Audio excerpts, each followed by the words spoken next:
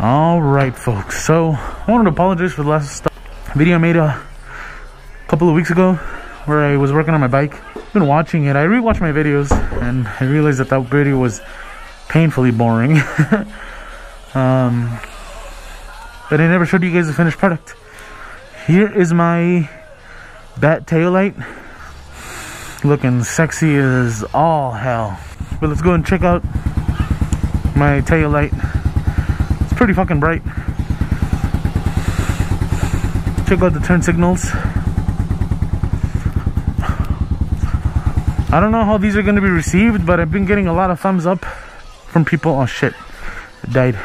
Death rides a horse with a gun and a smoke, gunslinging gringo. Fast on the draw, faster to die. Death rides a horse and so do I. Found out through my sprocket incident that my rear brake pads are worn to shit. They're only like 14 bucks on eBay. That's the really cool thing about this bike. The shit that you buy on eBay are genuine parts. They're made by the same manufacturer, all of them, so it's all good. I mean, it's not the highest quality. The bike's only got 10,000 miles on it.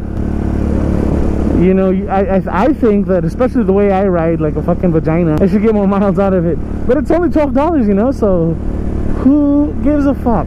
Oh man, since I fucking changed the springs on this bike, I changed the position, and it's a lot stiffer because I used to sit on a piece of flat bar that had a lot of give, but now it sits on the frame. The springs sit on the frame. It's a lot stiffer, but it's a lot taller. Man, it's only like an inch taller, but it feels so much more comfortable. It's so fucking long. The more distance I get between the foot pegs and my ass, you know, the top of the seat, the more comfortable. Also, my bike's developed a death wobble. Maybe it's time for a new front tire, maybe a balancing, because I do lock up the tires pretty often. And I did fucking cut the frame. You can see the weld right there where I fucking cut the frame and took the rake in by quite a bit.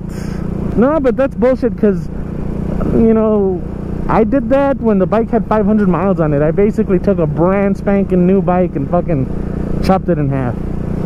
I got a lot of fucking flack for it too at work, but I'm like, you know what, dude, it's my bike. And the reason I bought it was because I worked at the dealership, and I thought, if I'm gonna be selling these bikes, because the boss man's like, you gotta sell those bikes, dude.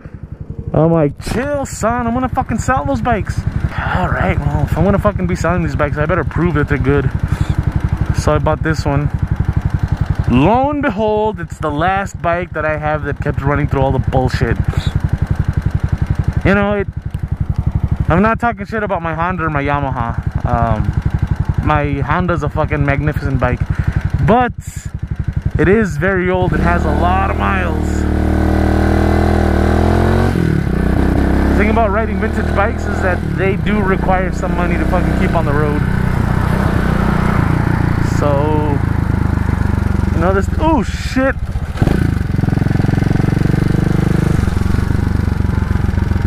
That's the thing about this thing, it's brand spanking new, so, well, was brand spanking new a few years back. Anyhow, I'm gonna go get some gas, and I'll be back.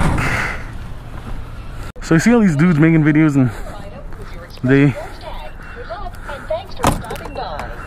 walk into the gas station with the fucking helmets on, keep recording. One time I tried to take a picture of my car at a gas station, and the dude was like, no, you cannot take pictures in here. So I take my helmet off and shit. Huh, it's a Roadrunner. Hey buddy. Mimi. Is that a food truck? Man, this food truck craze, we did not have it when I was in high school. It's my high school, by the way. Yes, I got far in life. There's a border crossing that away. I mean, the road curves south. I'm northbound right now, and that's east, this is west. But the road curves south down there, and then there's a border crossing right there. Very near to my crib. Here we are, La Union, New Mexico. Gotta be Take it easy here. Oh shit, I forgot they had paved it.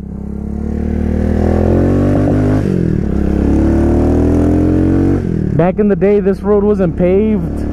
My buddy would say, there's no speed limit, dude, you can go as fast as you want. One time I was coming to see him, and his dad fucking pulls up behind me in his fucking Silverado. And we fucking gunned it, you know, and this Silverado was fucking souped up like a fucking madman. Used to eat fucking STIs for breakfast. My little Mazda, I was like, fuck you, I can hang. Fuck no, I could not hang. Well, I was in a fucking 4-door family car, you know, and this shit wasn't paved, and I was bunting like a motherfucker. Whoa! Alright, I better slow it down because the fucking pavement ends right around her. Alright.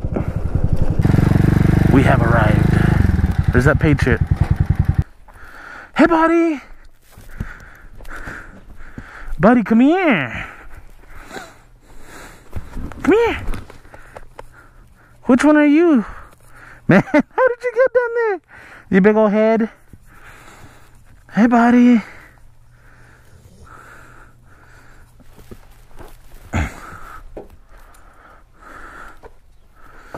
Hey. Is this you the one with the cut? Yeah, this is Patriot. He's so fat. Out in the West Texas town of El Paso, I stole build materials from my bro. He's kind of a hoarder and has so much junk. He doesn't even know that I took shit. Now he knows. Oh man. Man, I come fucking visit this guy. We've been fucking gossip for so long.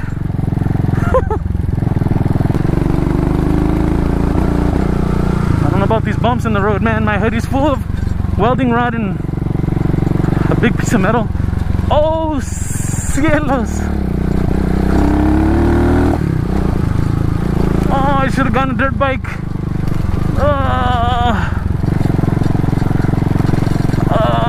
Cleveland Cyberworks makes the Hooligan, which is a total rip-off of the CRF 450, but in my defense, it hadn't come out when I bought this thing.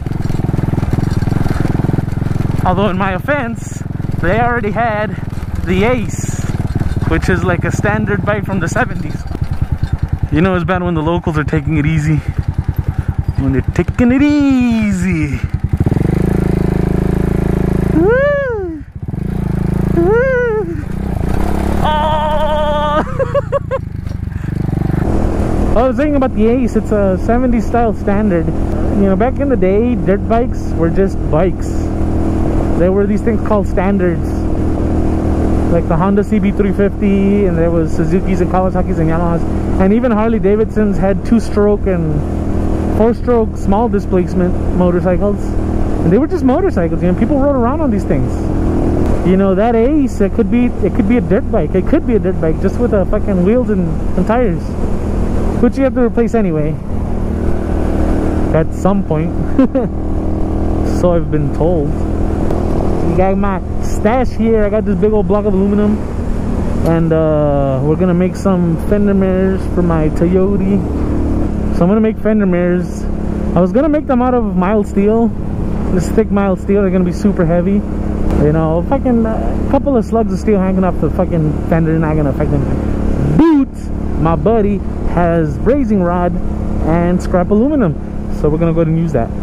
I've been told not to cut aluminum with the grinder because it clogs the wheel. It takes them off of balance and they could explode, but I don't have any other way to cut them, and I don't really have a budget for this project, so I'm gonna try it, and if it explodes, I guess I'll get some grinding wheel in my nose. Yes, I know you were behind me checking out my bike. I don't care about your spray painted calipers. Not a motorcycle. Boing! Alright folks, I'm gonna go ahead and leave it at that. I will show you guys when I get some project progress.